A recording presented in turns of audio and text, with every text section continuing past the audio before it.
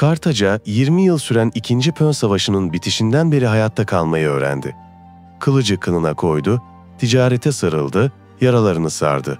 Ama kuzeyde başka bir şehir daha vardı, taşla, kanunla, hatırayla örülmüş, Roma. Onlar için Kartaca bir şehir değil, tehditti. O tehdit ortadan kalkmadıkça Akdeniz tam anlamıyla Roma'nın denizi olamayacaktı.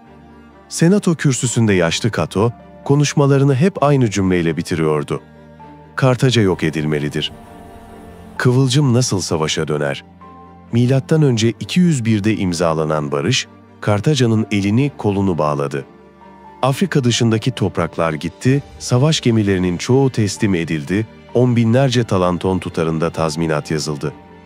En önemlisi, Kartaca ile komşu devletler arasındaki her türlü anlaşmazlığın Roma Senatosu'na bildirilmesi ve Roma'nın arabulucu merci sayılması şart koşuldu. Ayrıca Kartaca, bir komşusuyla çözülemeyen bir anlaşmazlık yüzünden savaşa girmek isterse, önce Roma Senatosu'ndan onay almak zorundaydı. Numidya Krallığı tam da buraya bastı.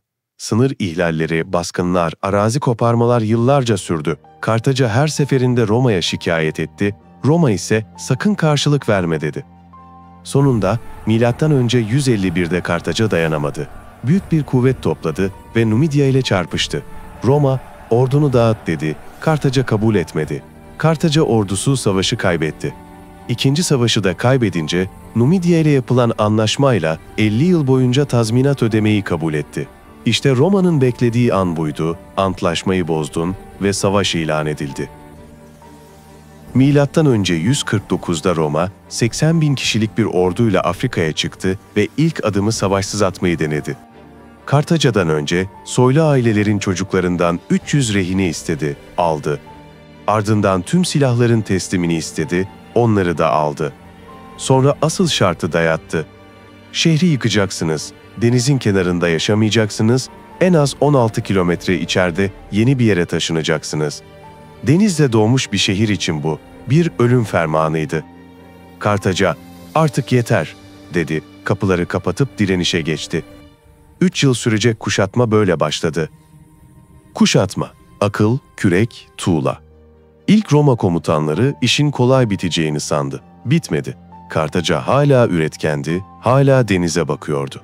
Limandaki ateş gemileri Roma donanmasının büyük kısmını kül etti. Kara kampında hastalık, disiplinsizlik ve aceleci hücumlar Roma'ya kayıp yazdı. Sonra sahneye genç ama sert bir komutan çıktı, Scipio Aemilianus. Önce orduyu yeniden kurdu, kampı daha güvenli bir yere taşıdı, yağmayı kesti, disiplini yükseltti. Savaşın dili bir gecede değişti. Scipio, şehrin boğazına eliyle bastı.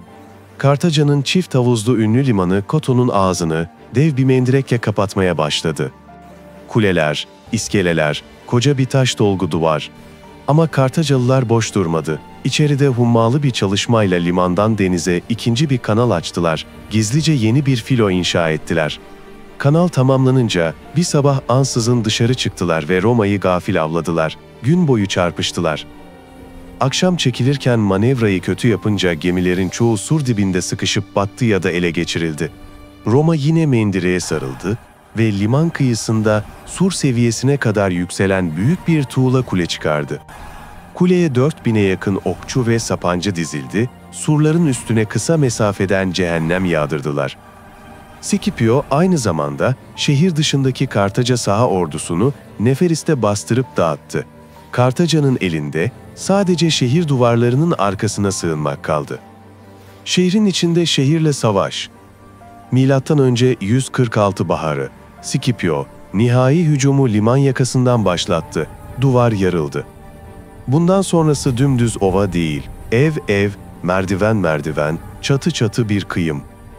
Roma birlikleri, temizledikleri her mahallenin arkasını ateşe verdi.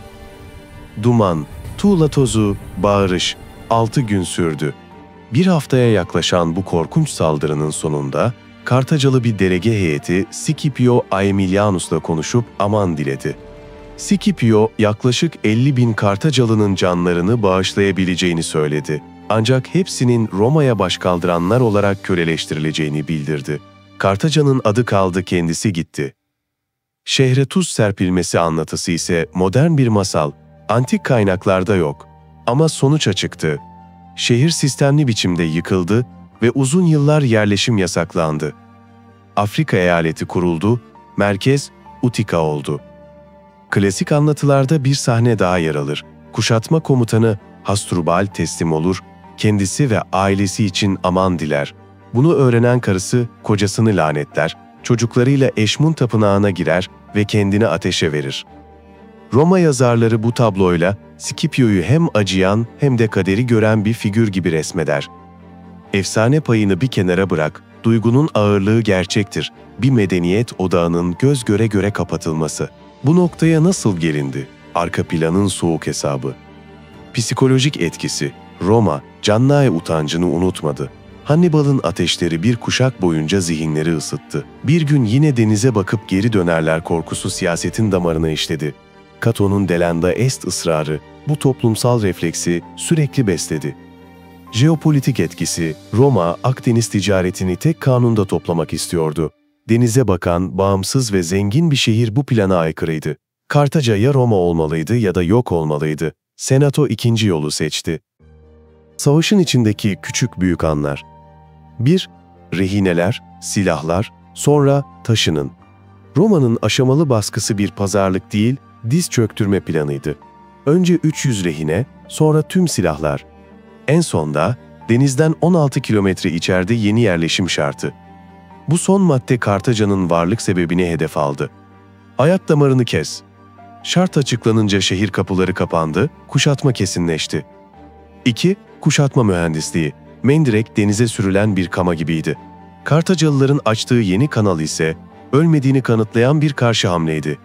Roma'nın liman kıyısında yükselttiği tuğla kule, surla burun buruna bir ateş platformu sağladı.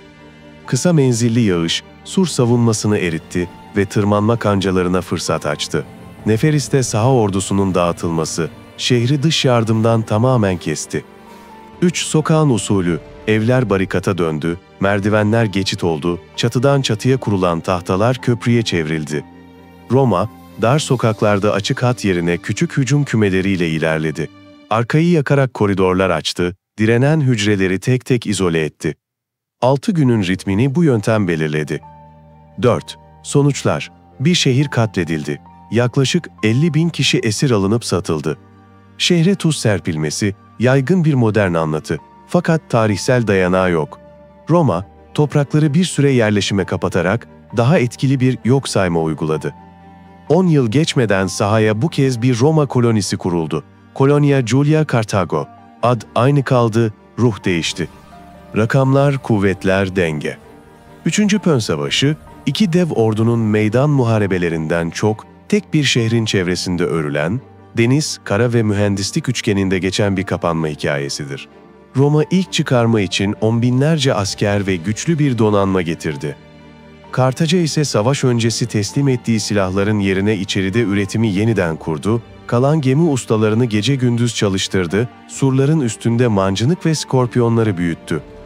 Şehrin dışındaki tarım kuşağı, Roma tarafından sistemli biçimde boşaltıldıkça içeride ekmek kıtlaştı. Erzak için her gün can pahasına akınlar düzenlendi. Kuşatmanın matematiği, zamanın kimin tarafında olduğuyla ilgilidir. Roma sabırla uzattı, Kartaca içeride her gün kısaldı. Neden öldürürsün sorusu. Roma'nın cevabı soğuk, bir daha denize çıkamasınlar diye. Ticaret düğümlerini tek merkeze bağlamak için. Müttefiklere, Roma isterse haritadan şehir siler mesajını vermek için. Kartaca, Hannibal'dan sonra Roma'yı yeniden ölümcül biçimde tehdit etmedi ama bir ihtimal olarak kaldı. Roma ihtimalleri sevmez. Bu yüzden 3. Pön Savaşı kısa sürdü ve sert bitti. Son perdenin duygusu, Scipio'nun gözünün önünde bir dünya bitti. Antik yazarlar, onun bir an durup ne kadar büyük bir şehrin düşüşüne tanık olduğumuzu fısıldadığını yazar.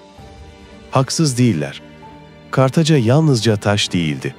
Bir ticaret ağıydı, bir zanaat diliydi, bir deniz okulu, bir hafızaydı. Yıkımın sesi Akdeniz'in iki yakasında uzun süre yankılandı. Roma'nın tahıl ikmali kolaylaştı, Batı Akdeniz'de deniz gücüne rakip kalmadı, Afrika eyaleti düzenli vergi verdi.